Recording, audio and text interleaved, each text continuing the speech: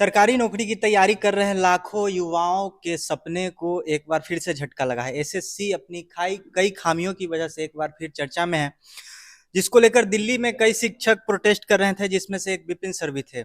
Sir, विश्व गुरु बनाने का दावा करने वाले देश में जब शिक्षकों के साथ आतंकवादी के जैसा सलूक किया जाता है, क्या ऐसे हम विश्व गुरु बन पाएंगे? ये तो दुर्भाग्य की बात है। जो चीज़ें आज डीओपीटी मिनिस्टर सुन रहे हैं या अभी राकेश यादव सर, नीतू मैम, ये सब लोग गए थे बात करने, अगर इसी चीज़ को पहले ही सुन लिया जाता कि भाई आपकी शिकायतें क्या हैं तो क्या दिक्कत होता। जिस दिन हम लोग गए थे डीओपीटी कार्यालय, तो जैसे ही हम लोग लगभग 50 शिक्षक थे, हम लोगों ने बच्चों को नहीं बुलाया था, छात्रों को नहीं बुलाया था। आप सबको पता होगा, हम लोगों ने कोई वीडियो बना के नहीं बुलाया, चूंकि छात्र इतने हैं।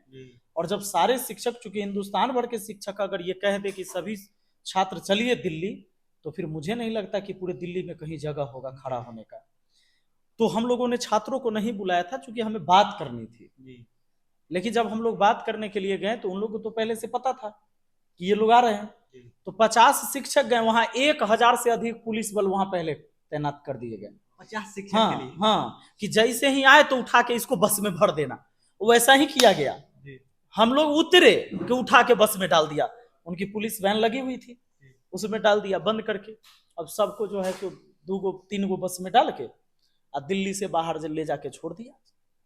दिल्ली से बाहर ले जाके 3 घंटा पहले सफर कराया, बाहर ले जाया गया।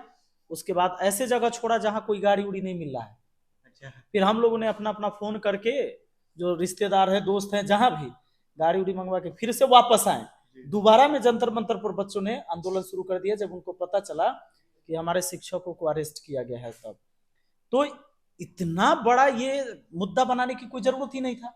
भाई कोई शिकायत लेके जा रहा है, कोई पढ़ा लिखा व्यक्ति है, लिखित रूप में जा रहा है, आपसे बात करने जा रहा है, आप सीधे कह देते कि 50 गो शिक्षक की जरूरी नहीं, 5 आदमी को उसमें से भेजिए, हम बात करते हैं, बच्चों की क्या समस्या है इस पर बात करते हैं। तो सिंपल बात।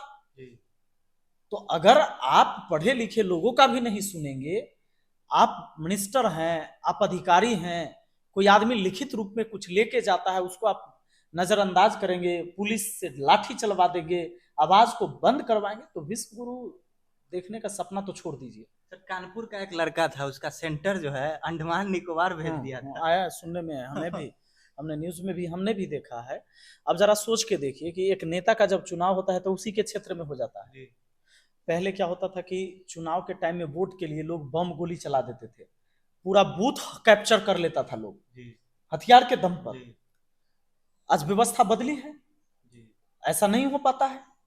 अगर नेता सबका एग्जाम यहां हो सकता है, तो एक छात्र का जो बिना हथियार वाला है, वो गुंडा मवाली भी नहीं है, माफिया नहीं है, वो कर एग्जाम उसी के राज्य में क्यों नहीं हो सकता है?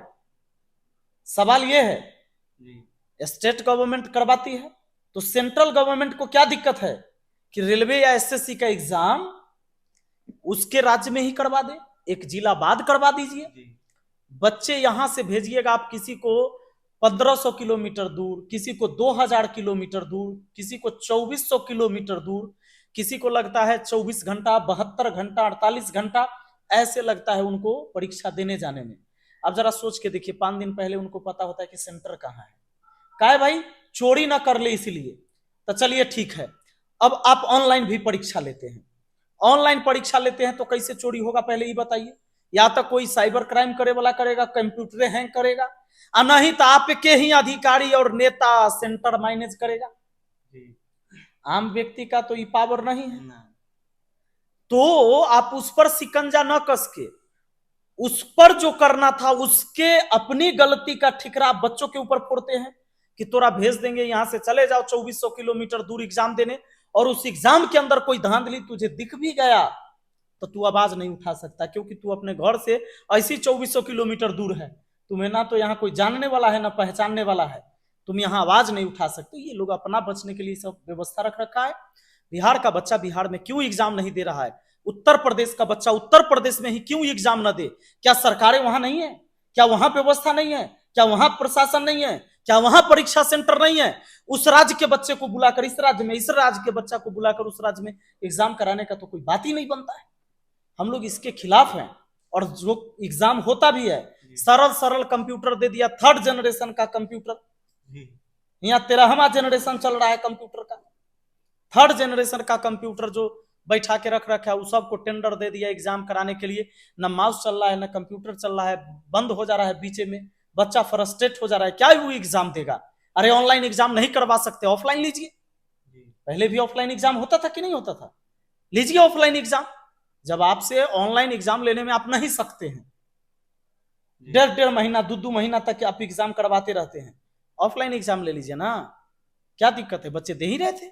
इतना विवाद पहले नहीं होता था जितना विवाद आज हो रहा है। बच्चा जो है 6 महीना तैयारी करता है और 2 महीना रोड पर रहता है आंदोलन करने के लिए। तो कैसी व्यवस्था है? और आप इस व्यवस्था में कहेंगे कि भारत को विश्व गुरु बना देना है, जहां गुरुओं का इज्जत नहीं है। विश्व गुरु किसके लिए बनाइएगा? चोर गुंडा मवाली को कहिएगा कि वो बनाएगा विश्व गुरु? व्यवस्था बहुत खराब है। अंदर से यह देश कमजोर होते जा रहा है, इस बात को याद रखिए, खोखला होते जा रहा है। और दीमक की तरह यहाँ के नेता और अधिकारी इसको खोखला बना रहा है। और दावा करते हैं कि 4th लार्जेस्ट इकोनॉमी वाला हमारा देश है, और इस देश में लोगों को 5 किलो राशन पे रहना पड़ रहा है। और मोदी जी बाहर जाके कहते हैं कि 80 करोड़ लोग को हम फ्री में मुफ्त अनाज देते अच्छा, हैं। पूरे देश बाहर जाइए आप, हिंदुस्तान से बाहर, लोग क्या सोचता होगा कि सरकार जब राशन देता है तब भारत के लोग पेट पाल पाते हैं? नहीं, तो फिर इकोनॉमी का तो पोल यहीं पर खुल रहा है। सीधी सी बात है। तो सब लोग जानबे करता है, नहीं जानता, इस पर हमको क्या कहना है? सरकार की चुप्पी, आयोग की लापरवाही और युवाओं का गुस्सा। क्या आप विधायक बनते हैं तो विधानसभा में इस मुद्दे को पुरजोर तरीके से उठाएंगे? इसके लिए हम वादा नहीं करते, हम काम करेंगे। आपको काम दिखेगा। वादा तो सब कर रहा है। वादा तो ऐसा ऐसा करता है कि वो विधायक आएगा तो कहेगा हेलीपैड बनवा देंगे, हम भारत मतलब भारत के सेना से हम हमला करवा देंगे पाकिस्तान पर। तो जो हमारी व्यवस्था है, जो मेरे क्षेत्र में आता है, जो मेरे अधिकार क्षेत्र में आएगा, उस पर पुरजोर तरीके से काम करेंगे। और युवाओं के लिए तो आवाज बनेंगे ही, हम नहीं बनेंगे तो फिर कौन बनेगा? आज हमारे छात्र जो है रोड पर चिल्लाते हैं क्योंकि उनके लिए सदन में चिल्लाने वाला कोई नहीं है, इसलिए वो लाठी से पीटे जाते हैं सड़कों पर। क्या ये आपकी पहली प्राथमिकता होगी? प्राथमिकता तो ये सब है, प्राथमिकता ही है। प्राथमिकता तो आपको देना ही होगा। जब युवा जब बर्बाद हो जाएगा तो फिर देश का भविष्य कैसे आप कहेंगे कि बढ़िया होने वाला है? जो भविष्य है उसी भविष्य का गला घोट दीजिएगा आज, तो फिर तो देश गर्त में चला जाएगा। इसके लिए तो लड़ाई लड़ना ही पड़ेगा। क्या आप मानते हैं कि एसएससी जैसी राष्ट्रीय परीक्षा एजेंसी को अधिक पारदर्शी और जवाबदेही की जरूरत है? क्यों नहीं? जब पारदर्शी नहीं लाइएगा, पूरे हिंदुस्तान के बच्चा इसमें शामिल होता है, कोई एक क्षेत्र के बच्चा इससे प्रभावित नहीं होता है। अगर कोई बढ़िया चीज होगा तो निश्चित है कि लाभान्वित पूरा देश होगा। लेकिन अगर इसमें गड़बड़ होगा, पैसा पर सेटिंग करवा के जो जॉब में जाएगा और योग्य बच्चा है, चाहे वो गरीब किसान मजदूर का बाल बच्चा है, कृषि प्रधान देश है हमारा, यहाँ पर सबसे ज्यादा आबादी जो है मिडिल क्लास और मजदूर की है। और इनके बाल बच्चों को अगर सही जगह नहीं मिलेगा प्रतिभा के आधार पर, तो फिर कैसे आप देश का कहिएगा कि बढ़िया निर्माण हो पाएगा? सर, एग्जाम देने बच्चे जाते हैं इतने दूर, क्या ट्रेन में भी टिकट फ्री रहना चाहिए? कल भी कहा है कि आप इतना दूर भेज देते हैं बच्चों को, तीसरे राज्य चौथे राज्य भेज देते हैं, यहाँ से क्या व्यवस्था है उनके लिए? 5 दिन पहले आप बताते हो तो टिकट कटा भी ले तो कंफर्म नहीं होता है उसका, उसको सीट नहीं मिलता है, उस खड़ा होके जाता है। 72 घंटा विद्यार्थी सफर करे तब जाके एग्जाम दे, उसकी हालत क्या होगी ये बताइए। तो अगर सरकार थोड़ी सी भी अगर कोशिश करती, अगर मतलब छात्रों के हित में अगर थोड़ा सा भी उनको दया आता, तो कहता कि भाई एडमिट कार्ड है ना तुम्हारे पास, तो तुम्हारे लिए बस और ट्रेन फ्री रहेगा, जाओ। 7 दिन के लिए वैलिड रहा, परीक्षा से 3 दिन पहले और परीक्षा के 3 दिन बाद तक, क्योंकि लौटना भी होता है, तो आपके लिए फ्री रहेगा। सरकार ये नहीं कर सकती, तो कहां युवाओं के बारे में सोच रही है? जो नौजवान है, जो 30 साल 28 साल 35 साल 40 साल का उम्र वाला है, वो नौजवान व्यक्ति है, लेकिन बूढ़े माँ बाप के ऊपर वो भार है। जब तक वो बेरोजगार है तो माँ बाप के कंधों का तो भार है वो। उसके लिए अगर सरकार ये भी नहीं सोच रही कि भाई नौजवानों को हम कहां से मदद कर सकते हैं, कैसे उनको आगे बढ़ाने में हम हेल्प कर सकते हैं, तो विजन तो मजबूत नहीं है इन लोगों का। सर, सरकार जो है छात्रों पे राजनीति करती है, ये कहां तक सही है? वो चीजें अलग है, राजनीति का हिस्सा हर कुछ होता है। ऐसा नहीं होता कि केवल राजनीति का हिस्सा छात्र होते हैं, और छात्र को ऐसा नहीं है कि राजनीति में इंटरेस्ट नहीं लेना चाहिए, बिल्कुल लेना चाहिए। हमारा इतिहास है ऐसा कि बहुत सारे ऐसे छात्र ही नेता बने हैं, और जो बने हैं वो बड़े क्रांतिकारी भी बने हैं। सर, क्या बिहार में फिर से एक इस देश में नई शिक्षा क्रांति की जरूरत है? आज समाज को नेता की नहीं, क्रांतिकारी की जरूरत है, और क्रांति पैदा करना होगा समाज में। ये देश जब हमारा आजाद हुआ तो सिर्फ नेताओं से नहीं आजाद हुआ था, उस समय क्रांतिकारी थे, इसलिए उनको स्वतंत्रता सेनानी कहा जाता है। तो आज देश में क्रांतिकारी व्यक्ति की जरूरत है, और क्रांति पैदा करने की जरूरत है समाज को। छात्रों का एक सवाल है कि अब पढ़ाई करे कि आंदोलन करे?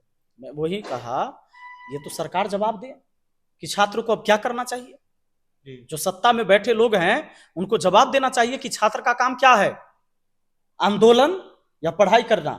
6 महीना बच्चे पढ़ाई करते हैं और फिर 2 महीना आंदोलन करते हैं। आखिर ये मजबूर क्यों है? भी हैं लाठी से। हाँ, सरकार के अरे आंदोलन होगा तो क्रांतिकारी लाठियों खाता है, जेलों जाता है। लेकिन दुर्भाग्य की बात है कि एक शिक्षा लेने वाला व्यक्ति, शिक्षा देने वाला व्यक्ति लाठी खा रहा है सड़कों पर, और आप कह रहे हैं कि विश्वगुरु बनेगा। अब जवाब का वक्त है। नेताओं के वादे बहुत सुन चुके हैं युवा, अब उन्हें चाहिए कोई ऐसा प्रतिनिधि जो वाकई उनके हक के लिए लड़े। विपिन सर क्या वो चेहरा हो सकते हैं? आप क्या सोचते हैं? अपनी प्रतिक्रिया कमेंट बॉक्स में रखें। धन्यवाद।